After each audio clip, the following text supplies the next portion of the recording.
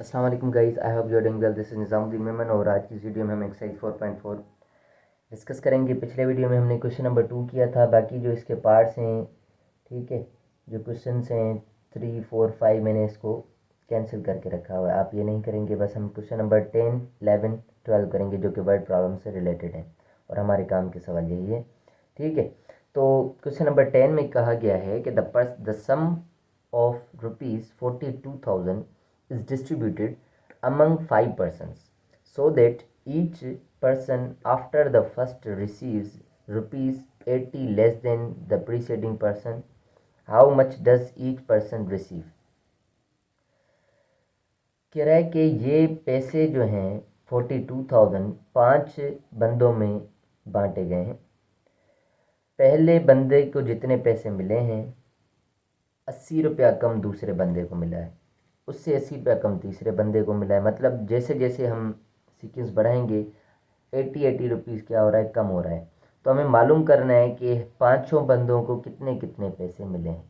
तो हम क्या कर सकते हैं, ये हम इसके तहत फार्मूला अगर सोचें कि ये हमने पिछले क्वेश्चन में समझा था, तो इसमें कर लेंगे या नहीं, तो इसमें भी हम कर सकते हैं मेरे ख्याल से, ठीक है, क्योंकि हमारे पास कुछ डेटा गिवन है। सबसे पहले तो ए से एन का वैल्यू है 42,000, ठीक है, टोटल पैसे 42,000 है, ठीक है। और एन का वैल्यू जो है वो कितने बंदे हैं, टोटल 5 बंदे हैं, 5 टर्म्स हैं, मतलब एन का वैल्यू हमारे पास क्या है, 5 है, ओके। उसके अलावा जब किसी बंदे को पैसे मिले, लेट सपोज पहले को मिले 120, ऐसे ही बता रहा हूँ, ठीक है। दूसरे को जब पैसे मिलेंगे तो इससे 80 रुपये कम मिलेंगे, मतलब कितने मिलेंगे, 40 रुपये मिलेंगे। तो ये एक सीक्वेंस है। अगर मैं 40 में से 120 माइनस करूँगा तो मुझे जो 80 मिल रहा है वो नेगेटिव का मिल रहा है, तो डी जो है वो माइनस का 80 रहेगा। डी जो है, ये सीरीज हमारी नहीं है, मैंने जस्ट ऐसे ही ड्रॉ किए, पर डी का वैल्यू मैंने निकालने के लिए मैंने जस्ट क्या किया, तो डी का वैल्यू क्या हो सकता है, माइनस का 80 हो सकता है। और हमें A1 मालूम नहीं है। अगर फर्स्ट टर्म मालूम पड़ जाए तो उसे हम 80 कम कर सकते हैं कि कितना हो सकता है। तो हमें बेसिकली मालूम A1 ही करना है कि A1 किसके बराबर है। इस सीरीज़ में से हम आसानी से निकाल सकते हैं, हमारे पास सारी डिटेल है। ए से एन का वैल्यू भी है, एन का वैल्यू भी है, A1 सिर्फ अननोन है, एन का वैल्यू है, और डी भी हमारे पास गिवन है, तो हम इजीली निकालेंगे। तो मैं लिखने लगा हूँ 42,000, एन का वैल्यू 5 अपॉन में 2, ये 2 और A1 हमारा सेम रहेगा, एन का वैल्यू 5 माइनस 1 और ये माइनस का 80। तो ये 42,000 फिलहाल सेम रखता हूँ मैं, और ये 5 जो है मल्टीप्लाइड है, ये 5 मल्टीप्लाइड है, ठीक है। और ये 2 जो है डिवाइड में मैं इस तरफ लेकर आ सकता हूँ, पर ये 2 मैं यहाँ पर ही सिंप्लीफाई कर दूंगा। 5 बस मल्टीप्लाई वाली चीज़ मैं यहाँ पर लेकर आ रहा हूँ डिवाइड में, बाकी ये 1/2 फिलहाल सेम रखता हूँ, ठीक है। 5 निकल जाएगा तो यहाँ पर कुछ नहीं बचा, मतलब 1 बचेगा। ये 2A1 सेम, 5 में से 1 गया 4, 4 टाइम 80 320। ओके, अब इस 2 की टेबल इस पर भी लग रही है, 2 टाइम 1 इज 2, और इस पर भी लग रही है, 2 टाइम 16 इज 32, और ये 0 दे दिया, तो ये टोटल बचेगा हमारे पास। और ये यहाँ पर 5 टाइम 1 इज़ 5, 5 टाइम 8 इज़ 40, यहाँ पर 2 बचा, तो 5 टाइम 4 इज़ 20, ठीक है, बाकी 2 ज़ीरोज़ आ जाएंगे, तो 8400 आ गया। और यहाँ पर 1 है बस, बाकी हमारे पास बच क्या रहा है यहाँ पर, A1 और माइनस 160, A1 माइनस 160, 160 प्लस का इस तरफ आएगा, माइनस का इस तरफ आएगा तो प्लस का हो जाएगा, तो 8400 plus 160 is equals to A1 आ जाएगा। इन दोनों को प्लस करूँगा तो 8560 आ जाएगा, जो कि हमारा क्या है, A1 है, ठीक है ना। 8560 पहले बंदे को जो पैसे मिल रहे हैं 8560 मिल रहे हैं।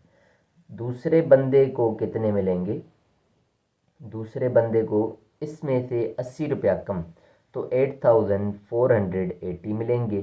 तीसरे बंदे को 80 रुपया इससे कम, 8,400 मिलेंगे। चौथे बंदे को 80 रुपया इससे कम तो 8,320 मिलेंगे। और पाँचवें बंदे को 80 रुपया इससे कम तो 8,240 मिलेंगी। तो गाइज ये हमारे पास जो था आंसर था, मैं इसको फिर भी वेरीफाई करता हूँ। 8,560 पहले बंदे को, 8,480 दूसरे बंदे को, 8,400 सही किया हमने बिल्कुल ही, 8,320 और 8,240। तो गाइस ये हमारे पास क्वेश्चन नंबर था 10। क्वेश्चन नंबर 11 भी मैं यहीं पर देख लेते हैं, ठीक है। वो थोड़ा सा समझा देता हूँ, अगर इसी तरीके का हुआ तो आप कर लीजिएगा, ठीक है, नहीं तो फिर मैं ही करवा देता हूँ। बाकी इसकी डेटा मैं निकाल के देता हूँ आपको। क्वेश्चन नंबर 11 है कि a well digging company charges 1250 for the first meter, rupees 1500 for the second meter, and rupees 1750 for the third meter, and so on। और ऐसे ही चल रही है, ठीक है। What is the depth of a well that costs 50,000? कह रहा है कि एक वेल डिगिंग कंपनी, कुआं खोदने वाली कंपनी यूँ समझो, ठीक है, वो चार्जेस कर रही है फर्स्ट मीटर के। एक मीटर अगर आपको नीचे खोद के देगी तो 1250 रुपये लेगी। इसी तरीके से अगर 2 मीटर करेगी तो 1500 लेगी, तीसरे मीटर 1750 लेगी। मतलब ऐसे हमारी एक सीक्वेंस बन रही है, सीरीज बन रही है, ठीक है।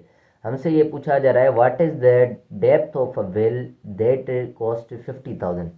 वो कितने मीटर नीचे करेंगे कि उसकी कॉस्ट बन जाएगी 50,000, ठीक है। तो मैं इसकी डिटेल लिखने लगा हूँ कि क्वेश्चन नंबर 11 में आपको गिवन है, मतलब कि सीरीज सीक्वेंस गिवन है। सबसे पहले 1250 है, प्लस 1500 है, प्लस 1750 है, अप टू कितने टर्म्स जाएगी इफ़ सम जो है हमारा 50,000 बन रहा है। अगर हमारा पैसा जो है 50,000 बन रहा है, मतलब एस एन की वैल्यू 50,000 आ रही है, ठीक हो गया। ए की वैल्यू हमारे पास A1 की वैल्यू 1250 आ रही है। उसके अलावा डी का अगर वैल्यू हम निकालने लगे तो हमें एन का वैल्यू मालूम करना है, और डी का वैल्यू अगर हम इसमें से ये माइनस करेंगे 1500 माइनस 1250 तो हमारे पास आएगा 250। इसी तरीके से अगर इसमें से ये माइनस करेंगे तो भी 250 आएगा। तो डी का वैल्यू 250 आ रहा है। तो ए का वैल्यू भी गिवन है, एस एन का वैल्यू भी गिवन है। जस्ट हमें क्या करना है, एन का वैल्यू निकालना है। इसी फार्मूला में आप रिप्लेस करेंगे और आपको आंसर मिल जाएंगे। तो ये आपकी असाइनमेंट है, डू योर सेल्फ, ये आपका होमवर्क है।